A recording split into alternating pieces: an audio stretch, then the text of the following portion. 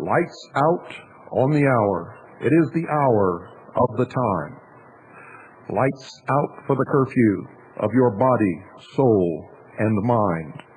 What you just heard is a warning.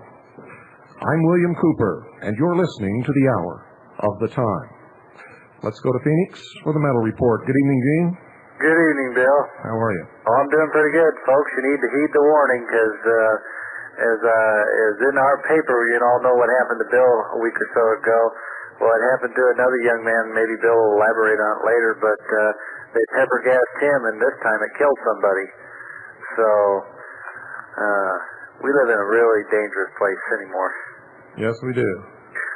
The metals. Let's see here what's going on. Gold today had a high of 387.20, a low of 385.80, and the close at 386.10, down $1.40. Silver had a high of 541, a low of 537 to close at 537, down 6 cents. Platinum had a high of 413.10 and a low of 410 to close at 413.40, down $2.30.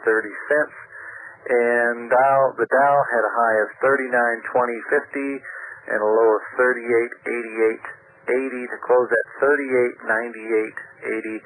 Up $17.80. The news I shared with you last week in regard to the legislation on IRAs and as it concerns numismatic coins seems to be still in place. They've recessed as of right now for Labor Day from our contact in Louisiana, so that they'll be taking this up now that the crime bill has passed. They'll be taking this up after Labor Day, and sometime between now and the 1st of October it'll probably be passed. And in the meantime, the coins seem to be doing very, very strong. And that's about it for tonight, Bill. Well, thank you, Gene. Folks, make sure that you call tonight. You know how you like to procrastinate. Do it. Call Gene Miller. One thing, when you call, make sure, especially when you call at night, identify yourself as a William Cooper listener. It sure helps us out a lot. Oh, yeah, for sure. And knowing that, you get a lot better treatment if you do that, folks. Remember, they back this program. They pay for the airtime, and they come to my aid when I need it. So call them, 1-800-289-2646. Thank you, Gene. Thank you, Bill. Good night. Good night. Make sure you've got pen and paper handy, folks. Tonight, I'm going to send chills up your spine. So take your clothes off and get comfortable. Tonight is Raw Intelligence.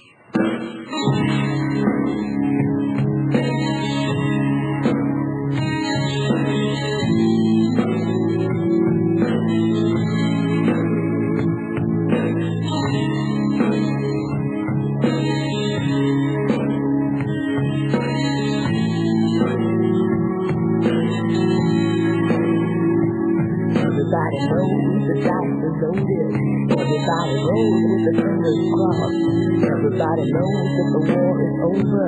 Everybody knows that the good guy's lost. Everybody knows the fight is fixed. The poor stay poor and the rich get rich. That's how it goes. Everybody knows the boat is sinking. Everybody knows that the captain's right. Everybody's got this grudging feeling like the mama or the dog just died. Everybody's hands are in their pockets. Everybody wants a box of chocolates and a long stem rose.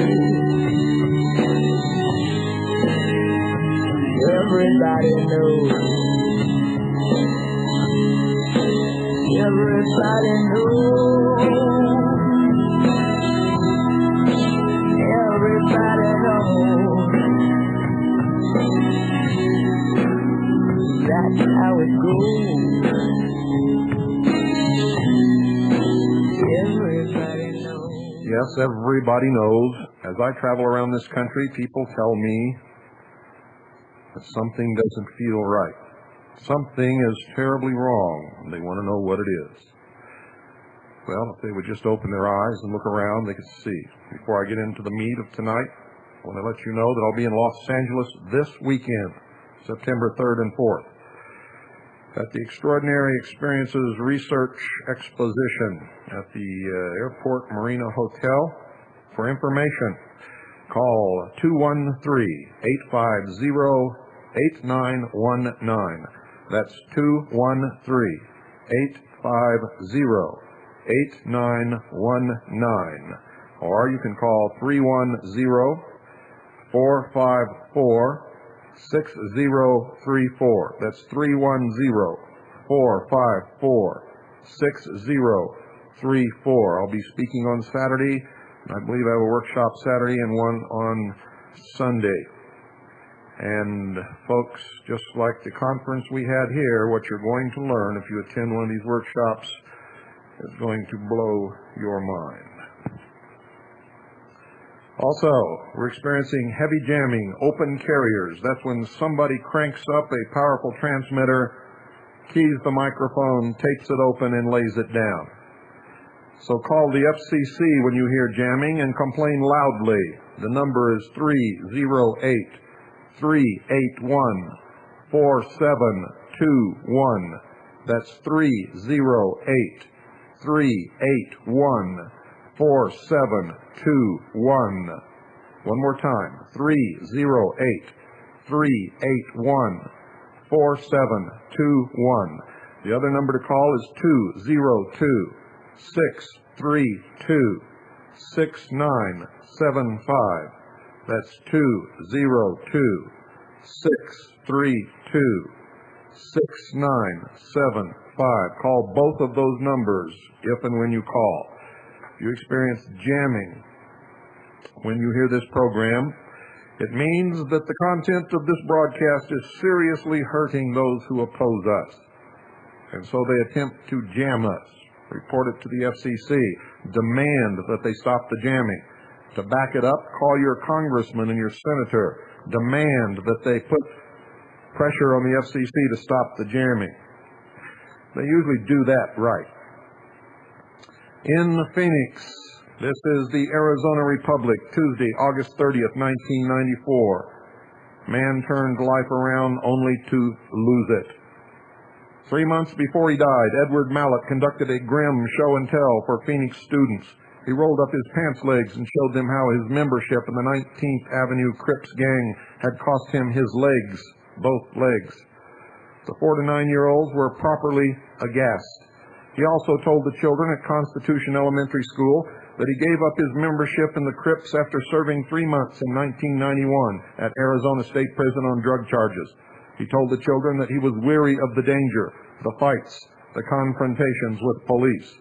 But on Saturday night, Mallett, who had been recruited by a Head Start program to gang-proof kids, died after one last brush with police. Phoenix officers used pepper spray to subdue him after they stopped him and his 2 passengers at a Circle K at 27th and Campbell Avenues. Mallett began gasping for air after he was sprayed and died later at Phoenix Baptist Hospital and Medical Center. He was the second in 3 weeks to die after being spritzed with a stinging gas. Same gas, ladies and gentlemen, used on me, my wife, and little Pooh, confined to a hotel room. Now maybe you'll understand how serious this is. This gas is so dangerous, it's killed so many people that it's been outlawed in several states. The Courier,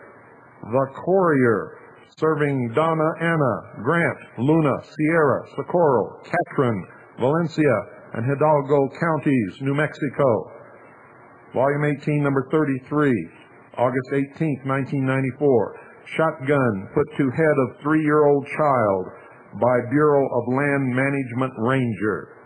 Shotgun put to the head of a 3-year-old child by Bureau of Land Management ranger.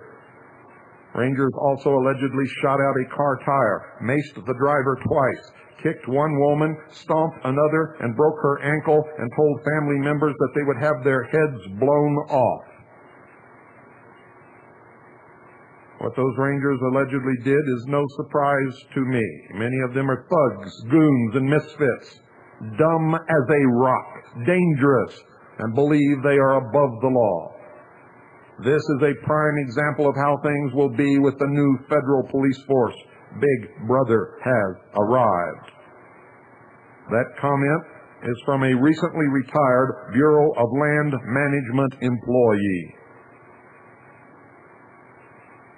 Santa Cruz Lake, Lorenzo E. Atencio, an Espanola attorney, has filed a formal written complaint with United States Attorney John J. Kelly at Albuquerque on behalf of 6 adults and 2 3-year-old children. That Atencio says Bureau of Land Management Rangers, that's BLM law enforcement officers, terrorized and brutalized on July 24th at Santa Cruz Lake when the Rangers allegedly attacked, beat, and arrested the family near Chameo in northern New Mexico. According to Atencio, in his written complaint sent to Kelly, he represents Willie Moya, 48, Yolanda Moya, 49, Louis Moya, 27, Tony Moya, 25, Ernie Saucedo, 23, Antoinette Cordova, 19, Ernest Saucedo Jr., and Anthony Saucedo Jr., both 3 years old. Willie and Yolanda are the parents of Louis and Tony and Ernie's in-laws. Ernest and Anthony are the 3-year-old grandchildren of Willie and Yolanda. Antoinette is Louis' girlfriend. They are all residents of Rio Arriba County. Ladies and gentlemen, this is just one little skirmish. There will be many more to come. They will get worse and worse and worse. The ranger who did this was not arrested. Was not arrested. As far as we know, charges have not been filed against them. FBI Director Louis Freeh laid the foundation for an international law enforcement campaign to combat organized crime on a global basis. Cooperation key to foiling the new threat. FBI enters global battle on organized crime.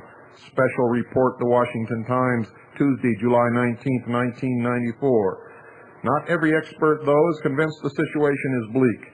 Internationalization of United States law enforcement can be judged a success.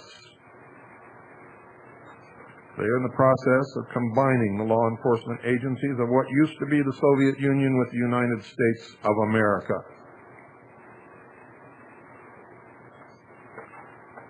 You better listen to me. You better understand what I'm telling you. Remember what I told you about Freemasonry. This is a letter. Can't tell you who it's from, but I'm going to read you the letter. The chairman of the gun club I belong to urged that members send for a book from the state capitol at Harrisburg. He wanted us to know the circumstances where we are lawfully permitted to use deadly force to defend ourselves, our family, or our property. It was while reading this book, Title 18, Crimes and Offenses, that I came across Section 6704, 1 and 4 and 5, which gives special protection under color of law to Masonic organizations. I took your advice when you dared listeners to verify the information you broadcast through research. I have read The Lost Keys of Freemasonry and The Secret of Hiram Abiff. It does say that they, quote, harness the power of Lucifer, end quote, through the practice of Freemasonry. The laws of the Commonwealth of Pennsylvania confirm their influence in government.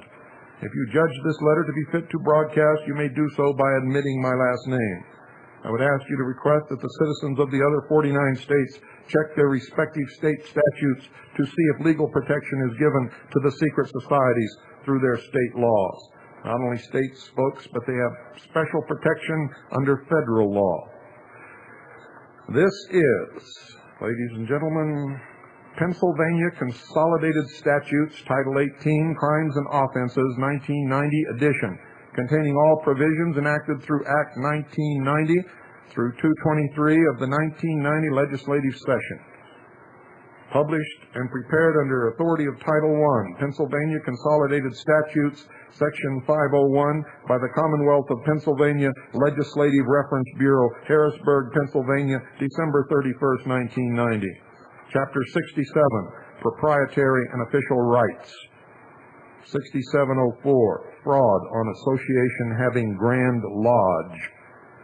Down under 6704, Fraud on Association Having Grand Lodge. A person is guilty of a summary offense if, without the authority of the Grand Lodge described in this section, he fraudulently uses in any manner the name or title of any secret fraternal organization which has had a Grand Lodge having jurisdiction in this Commonwealth for at least 10 years. Imitates such name or title with intent to deceive. Wears or uses any insignia of such association with intent to deceive. Publishes or distributes in any manner, any written or printed matter, soliciting applications for membership in such secret fraternal association or any alleged association claiming to be known by such title or by a title in imitation or resemblance of such title, or sells or gives or offers to sell or give any information as to how any alleged degree, secret work, or secret of such fraternal association or of any alleged association claiming to be known by such title or by a title in imitation or resemblance of such title may be obtained. Do you understand what I just read?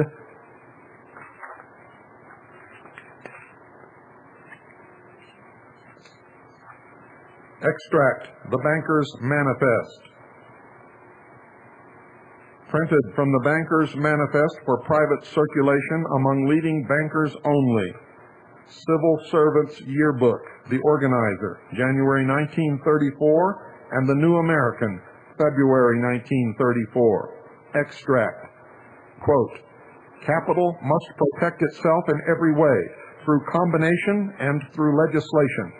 Debts must be collected and loans and mortgages foreclosed as soon as possible. When through a process of law the common people lost their homes, they will be more tractable and more easily governed by the strong arm of the law applied by the central power of wealth under control of leading financiers. People without homes will not quarrel with their leaders. This is well known among our principal men now engaged in forming an imperialism of capital to govern the world.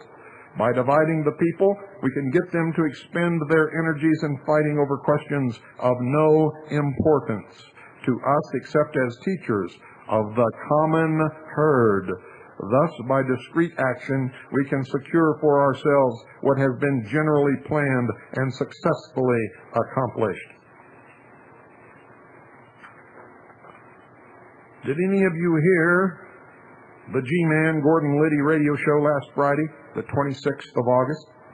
He had on the editor from Modern Gun magazine to talk about his editorial in the current bright orange issue. G-Man read the editorial after the gun ban crime bill passed. In it, the author had sent a letter to Dole and several congressmen and senators to plead with them to stop the gun ban madness. He gave facts that every firearm company was back-ordered into late 1995. There was a shortage of all types of gunpowder, bullets, clips, primers, and guns. They had sold more in the first 3 months of 1994 than any year in history. A foreign manufacturer's rep had attended a trade show hoping to sell 9 million 9mm bullets and came out in 3 hours with 90 million in sales orders. He had talked to many high-ups with the military, police chiefs, and industry experts. They all were aware of what was going on and were worried. He had called several congressional aides, and upon telling them of the story, asked, quote, "Do you think these people are planning on turning them in when your socialist gun bans pass?" End quote. He had been contacted by many ex and current military people and policemen who were actively planning for war. These veterans were not the women and kids of Waco, but were trained and experienced at killing in World War II, Korea, Vietnam, Desert Storm, Panama, Grenada, and were ready to defend the Constitution from the socialists in Washington, D.C. They would not let another Waco happen again. I have told you that repeatedly. We will not ever allow another Waco to happen again. Now the real scary part.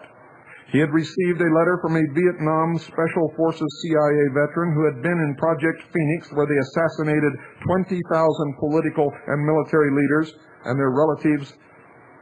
This vet said his group was planning a preemptive Project Phoenix against the American media and government gun grabbers if this did not stop.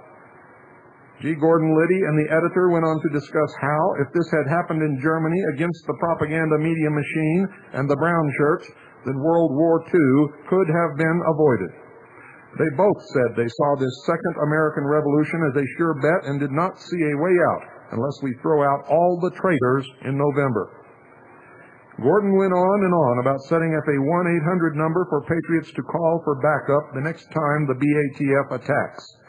He said, be sure and ask them to drop their guns, and if they swing them your way, use headshots and take them out. Now, I was in shock Friday and sat there with my mouth on the floor as I heard a national radio show going on to 20 million people openly talking about armed insurrection. I pray to God we never get to this, but I'm sort of glad to hear that our veterans are waking up and are ready to protect and defend the Constitution against any threats, both foreign and domestic. As I said in my fax to my congressmen and senators, they have awakened a sleeping giant, the same one that defeated the rising sun, the American common man. Regards, Paul. Thank you, Paul, for that report. Now, ladies and gentlemen, this is from The Signal and the U.S. Army, published for Fort Gordon in the U.S. Army, Fort Gordon, Georgia. Fort Gordon, Georgia. Russian visit. Major General Douglas D. Buchholz welcomes General Colonel G.P. Gitchkin, Chief of the Communications Corps, Russian Armed Forces, to Fort Gordon. Russians visit post. Share communications. Wake up, sheeple. U.S. Marines encounter resistance at Tybee Island by Marcus Holland, Morris News Service. From the halls of Montezuma to the shores of Tybee Island, the United States Marine Corps has disgraced itself forever in the eyes of patriots of the United States of America, and they have landed again, this time on Tybee at the mouth of the Savannah River. The late-night landing was labeled an anti-terrorist exercise, but apparently it did terrorize residents in the neighborhood near the old Tybee Island Elementary School. Mallory Pierce said he was frightened. A real invasion is how he described the exercise that had troops running through his yard and helicopters hovering over his home. I was scared and mad, he said. Mr. Pierce said the helicopters hovered about 50 feet over my house, creating a tremendous windstorm during the exercise. The housetop was rattling, a tree branch fell in my yard, and troops came rushing through my property with guns drawn, he said. The troops were hiding in bushes with weapons. I presumed they were loaded. A Marine spokesman said the weapons were not loaded. I wouldn't believe him if he put $1 million in front of me and backed it up with that money. Quote, I went outside and told the people in charge to stop this, that it was tearing up my property. Mr. Pierce said, one of them handed me a claims sheet and said to fill it out if I had damage, but that they couldn't stop the exercise. The Marine assault team involved in last weekend's exercise was from the 22nd Marine Expeditionary Unit at Camp Lejeune, North Carolina, said Lieutenant Jeff Jurgensen of the Camp Lejeune Public Affairs Office. The purpose of such an exercise is to provide Marines the opportunity to practice evacuating U.S. citizens who might be held against their will by terrorists. Ladies and gentlemen, these days, now, terrorist is a code word for patriot. It is a code word for those of us who will resist the overthrow of the Constitution, the Bill of Rights, and the institution of world government. Such missions are absolutely vital, Lieutenant Jurgensen said. In the past 2 years, Marines have used such training to evacuate U.S. citizens at Mogadishu, Somalia, and Monrovia, Liberia. Both of those exercises, they severely screwed up, if you will remember. About 300 of the Marines' 2,300 troops involved with Expeditionary Unit exercises have been participating in training in the area, Lieutenant Jurgensen said. The unit's troops are designed to be fast-reacting and quickly deployable to hot spots. And it goes on and on and on. It was terrifying. It was terrible. Catron County orders guns in every home. Catron County, New Mexico. This is from the Sun News, Las Cruces, New Mexico, Wednesday, August 3rd, 1994. Catron County orders guns in every home by Clyde Foster. It's official. All heads of household in Catron County must maintain a firearm in the residence. There it is, folks. You can do the same thing in your counties. You have to put a lot of pressure on the county supervisors, but you can do it. The county is the highest government law enforcement office in the land.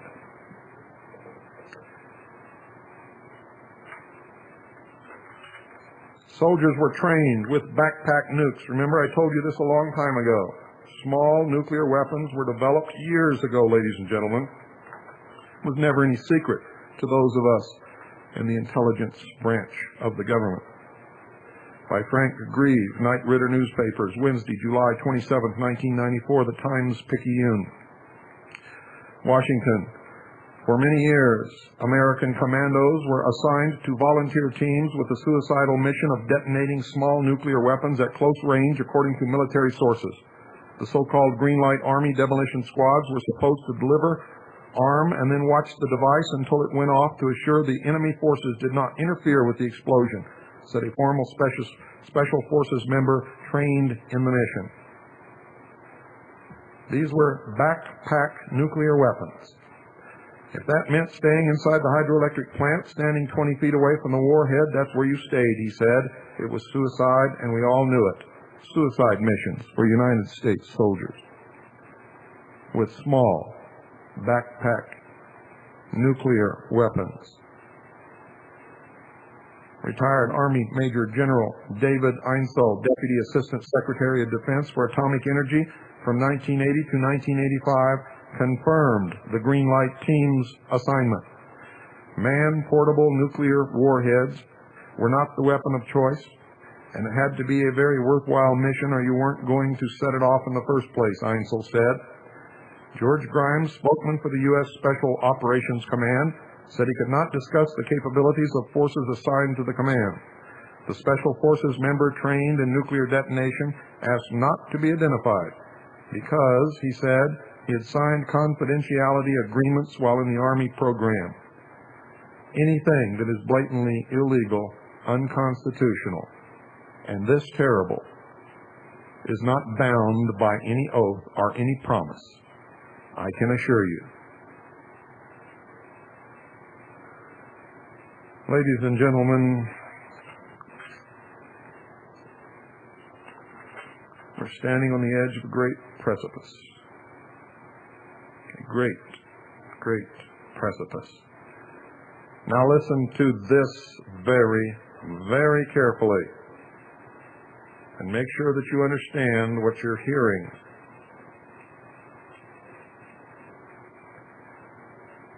I'm going to tell you right now that the Bureau of Alcohol, Tobacco, and Firearms has no domestic jurisdiction whatsoever. Are you listening to me? The Bureau of Alcohol, Tobacco, and Firearms has no domestic jurisdiction whatsoever. They are operating under the color of law, 100% illegally.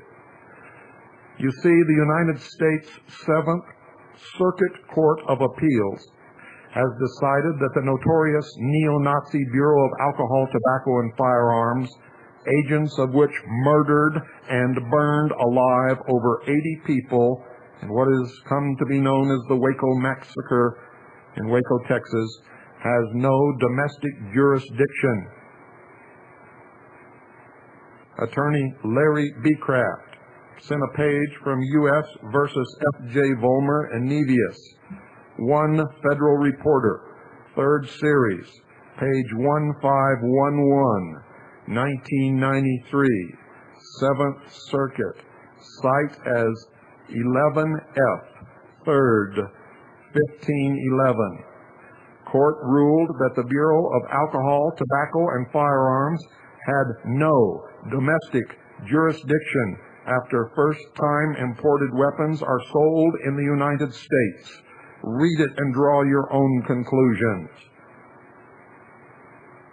If the BATF has no domestic jurisdiction, what were they doing raiding the Branch Davidians in Waco?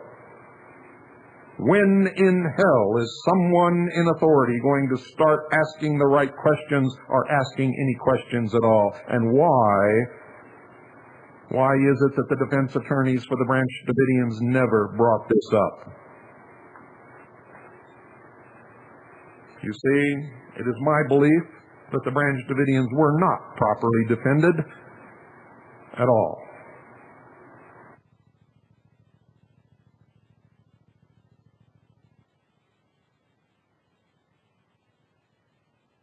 Folks, a club for children.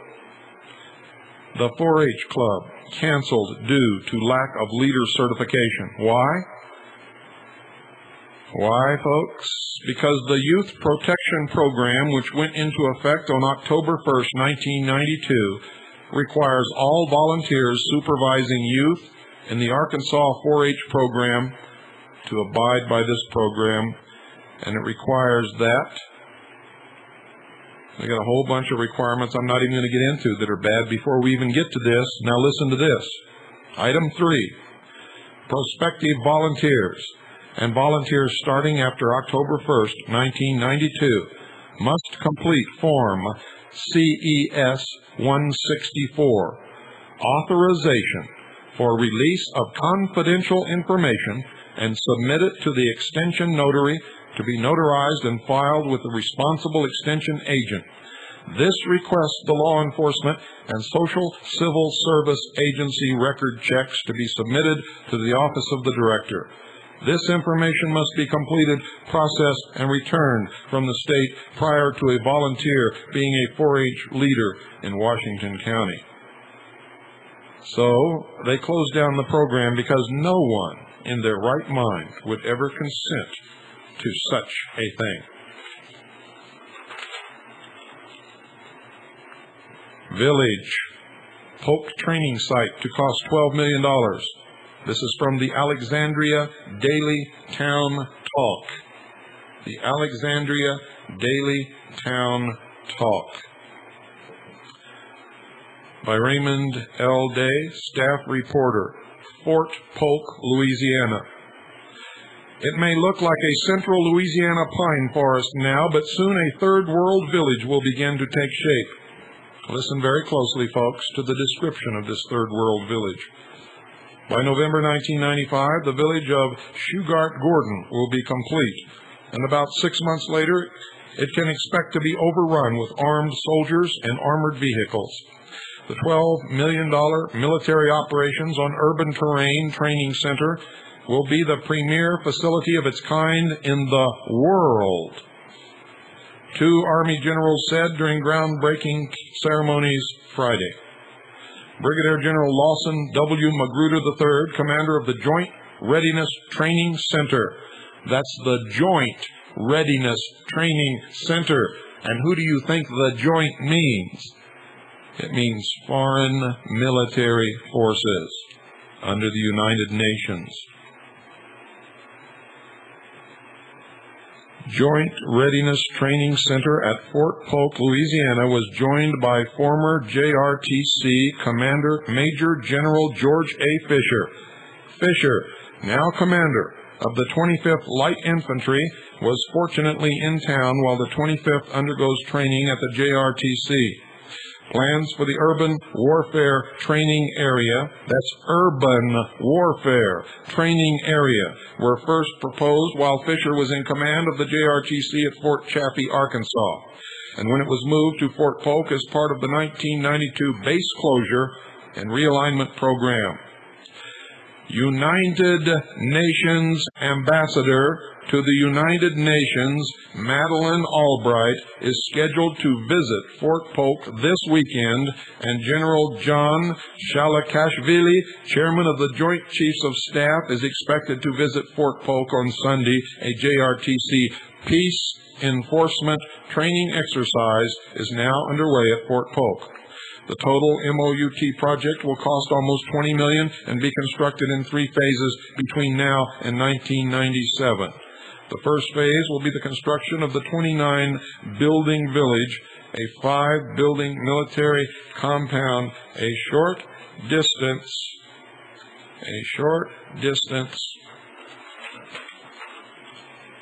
south of the village, and a 3-building airfield about 2 miles northwest of the village. Those 3 construction projects will cost about $12 million. The next 2 phases will incorporate latest technology in targetry, communications, and control instruments in the training areas that will cost about $6.7 million. The village is named after Master Sergeant Gary I. Gordon and Specialist First Class Randall D. Shugart, who were killed in action in Somalia while attempting to rescue fellow members of Task Force Rangers. Shugart Gordon will have several houses, a hotel, a hospital, town hall, police station, post office, and several other structures. An underground sewer tunnel passage will connect the town hall, police station, and post office. The hotel will be the only building in town where a helicopter can land. A soccer field on the edge of town will also be a likely landing place for invading forces. The groundbreaking took place near where the town's water tower will be erected. The water tank will actually be an observation point where visiting officials and JRTC operations people can watch and film the battle engagements.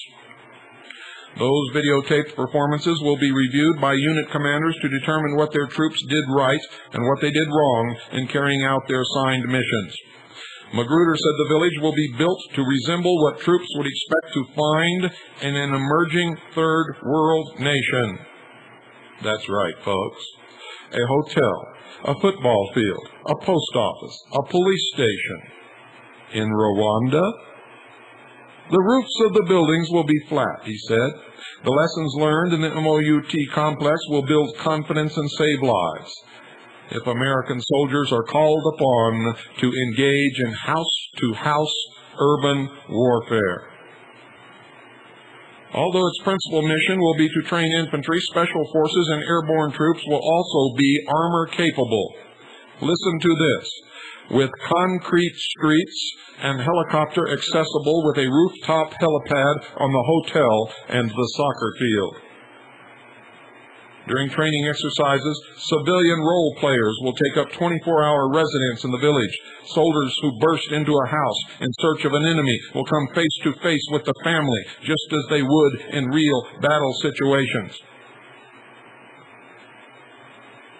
A typical scenario would be the U.S. forces take over this town. But then there is a hostile military compound nearby and an enemy airfield to contend with, Magruder said. How do you resolve the problems that position poses? The answer to that and many other questions will be answered over and over for thousands of United States and foreign soldiers who will use the new Shugart-Gordon complex.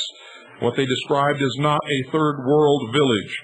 What they described is St. John's, Arizona, Show Low, Arizona. Any town in Illinois, Texas, New Jersey. And you had better understand that.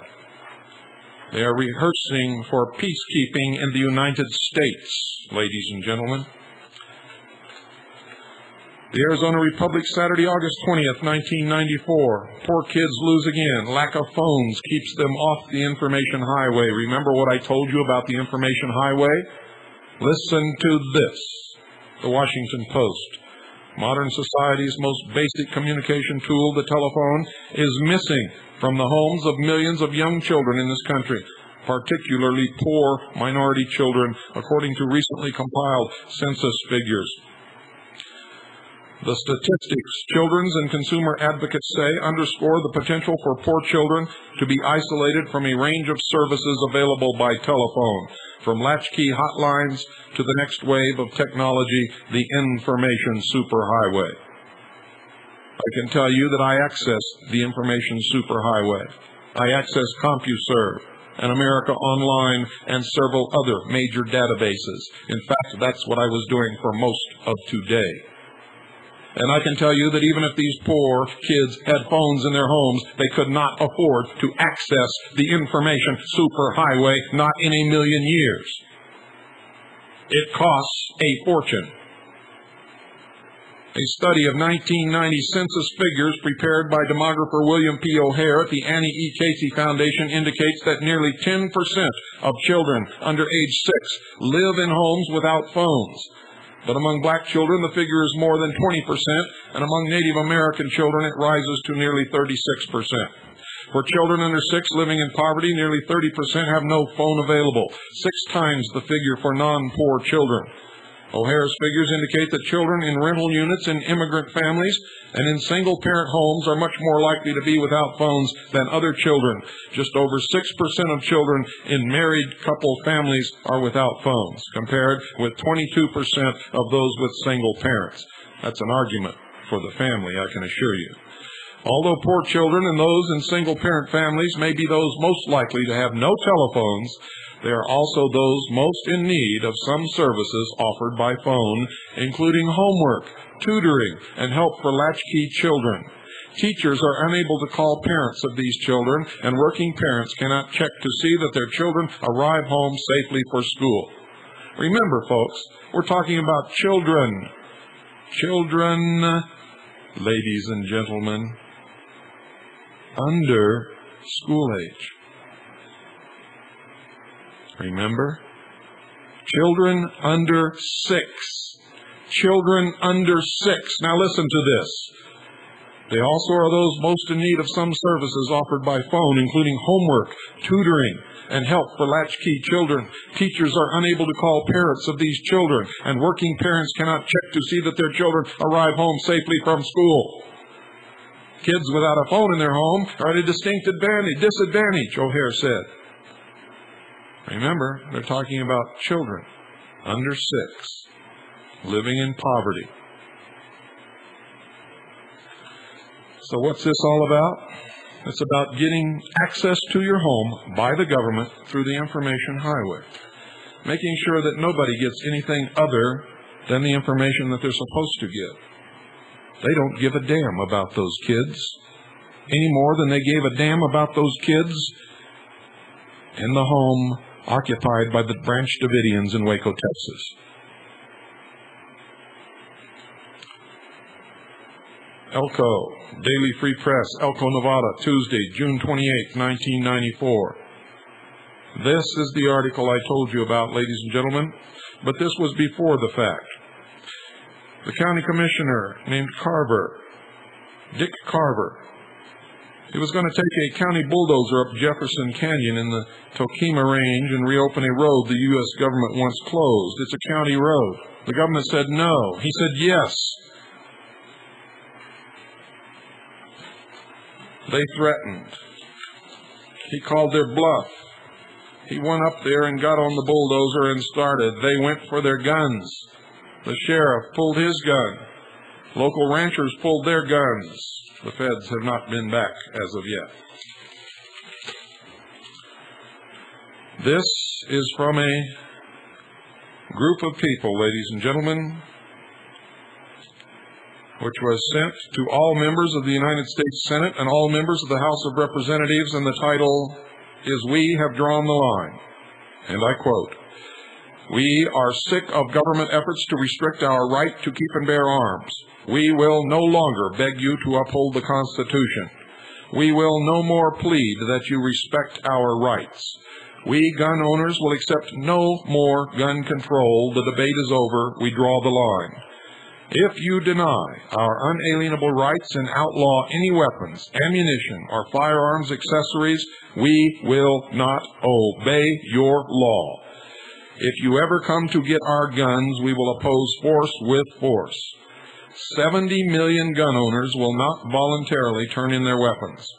Perhaps 35 million or 50% will comply under threat or force. But 35 million or 50% will not comply.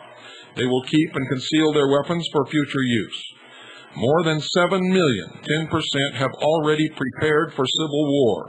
Millions across this nation now believe that an armed struggle for freedom may be inevitable. 700,000 or 1%, including many veterans, law enforcement personnel, and well-trained civilians, will begin to fight against the elitist one-worlders who now control the government, the media, and the nation's finances, and who are sacrificing United States sovereignty for a United Nations world government. Patriots know who the traitors are and will never submit to the emerging police state here in America. We speak not from the extreme fringe, but rather as responsible, working, productive, God-fearing citizens who love their country and its Constitution. If rebellion, revolution, or civil war comes to America, it will have been caused by a government out of control, a government which has lost the understanding that it is the servant of the people and the guarantor of their liberties, not their master and oppressor. You, the Congress, authorize, fund, and control the government. You will be responsible for the tragedy. No compromises or halfway measures will be tolerated. All gun control legislation, including those that are included in the present crime bill, must be rejected now and in the future. We have spoken for the last time, sovereign citizens of the United States. And I quote, "The strongest reason for the people to retain the right to keep and bear arms is, as a last resort, to protect themselves from the tyranny of government," end quote. Thomas Jefferson, President of the United States of America, said that.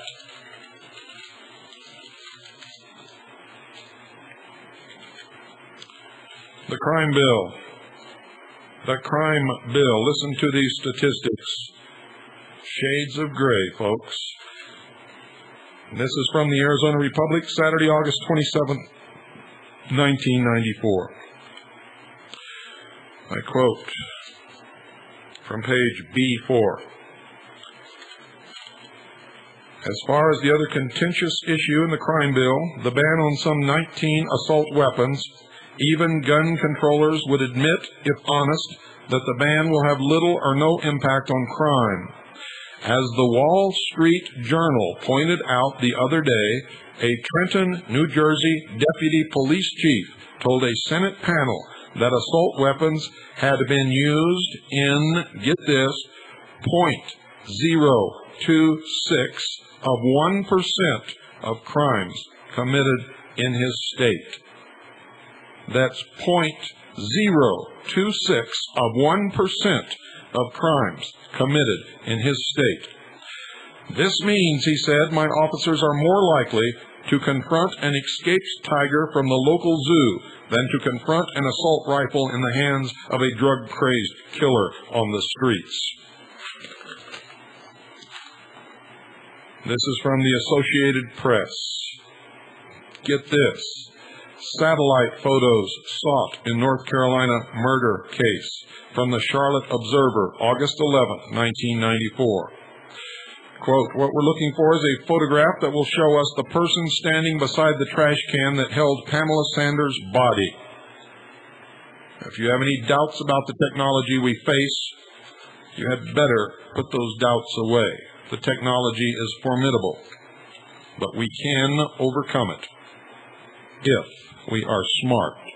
And that means getting rid of the sheeple factor, shedding that wool coat, standing on your two hind feet, starting to research, form your militias, join the Constitution Party, work hard for our liberties, for we are standing on the edge of a great precipice over which, if we fall, we will never climb out of. I can assure you. You may call for information at 1-800-932-9888. That's 1-800-932-9888. Or you can write the Constitution Party, Post Office Box 7565, Beverly Hills, California, 90212. That's the Constitution Party, Post Office Box 7565, Beverly Hills, California, 90212. I suggest that you all send for Linda Thompson's new tape, and I suggest you do it right this moment. The name of it is America Under Siege. America Under Siege. It will bring tears to your eyes. It will show you how far we have sunk. You'll see it with your own eyes. Send $28.95.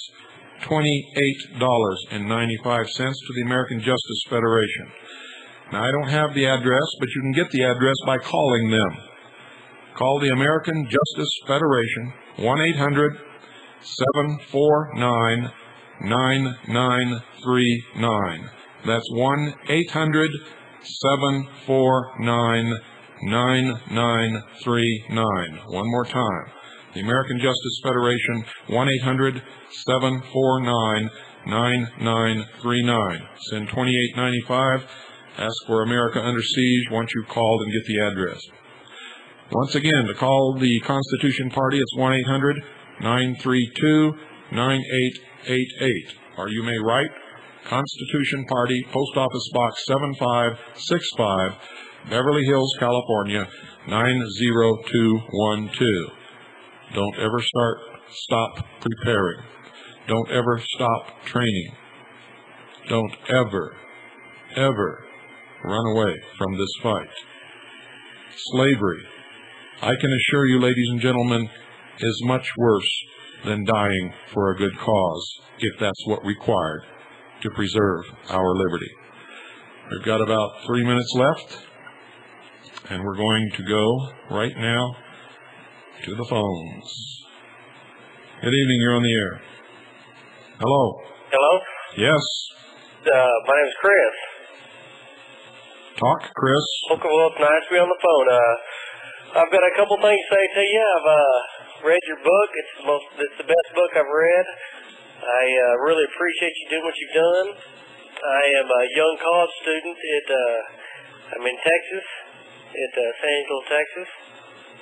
And you would be surprised at the stuff that these people are taking out on in these books. If you don't mind, can I just read you one sentence real quick? Go ahead, make it quick. It will be. It says, the almost unbelievable swift expansion of worldwide electronic communication with further spectacular developments on the near horizon makes the theory of the world as a global village, while still far from reality, a valid concept. And that's just the tip of the iceberg. And I have joined the Constitution Party, and just want to let you know that we're out here for you, Mr. Cooper, and I enjoy listening to you every night, and there's just not enough we can do for you. Well, let's do it for all of us, not for me. You're right with that. It's for the entire American people, but you and Linda Thompson are the ones that are making the stand for us, and believe us, we're behind y'all 100%. Wonderful. Thank you for calling. Thanks a lot. Good night. Bye-bye. 602-337-2524 is the number. If you want to get a quick call in and leave your comments, we'll be happy to hear from you. Good evening. You're on the air.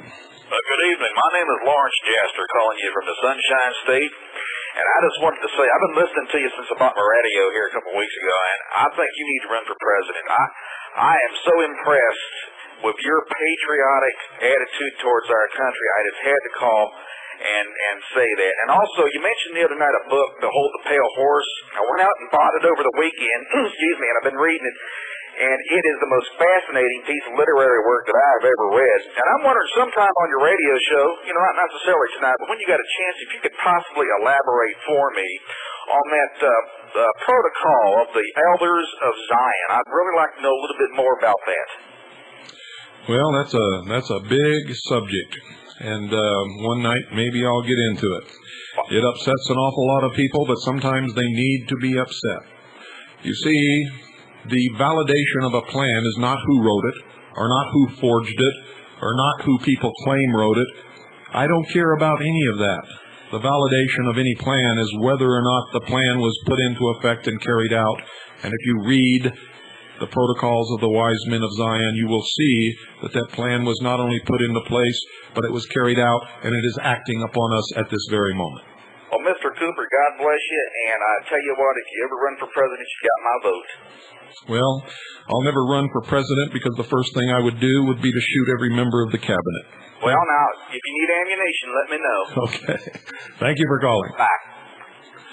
Yep, that's exactly what I would do, folks. If I were elected president, I would walk into the cabinet meeting room and I would shoot every single person sitting around that table with no hesitation whatsoever. We got time for one more phone call. Good evening, you're on the air. Hi, Bill.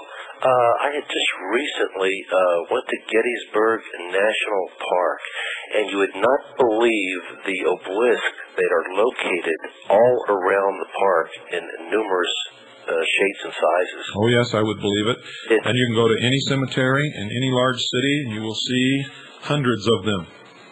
One more thing, Bill. They had just recently, a year ago, in fact, this past Saturday, they put up the latest monument, and what it depicted was this. It depicted a wounded Confederate officer with a Union officer bending over and helping this Confederate officer. Yes, both Freemasons. I know the story well. That's correct. And it had the large Freemasonic symbol right below these two figures. Why do you think none of the Southern generals and none of the Southern government were ever tried for treason?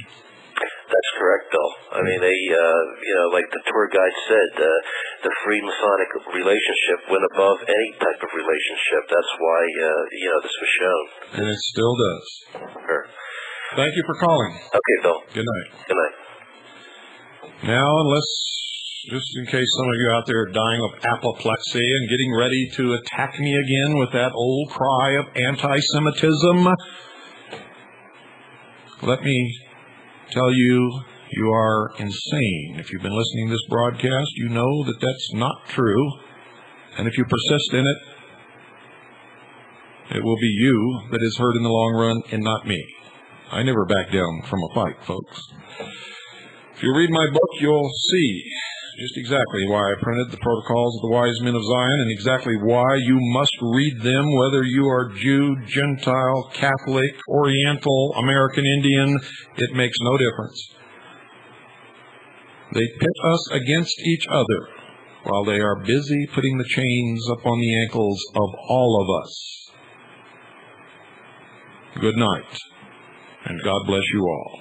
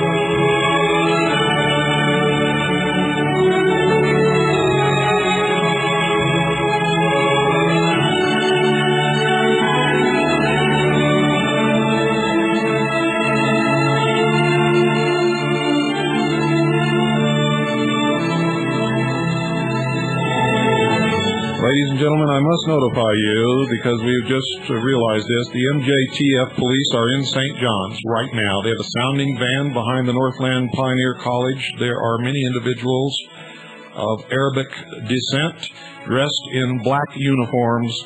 I do not know what's going to happen, but you must know this. Again, good night. God bless you all, and God save the Republic.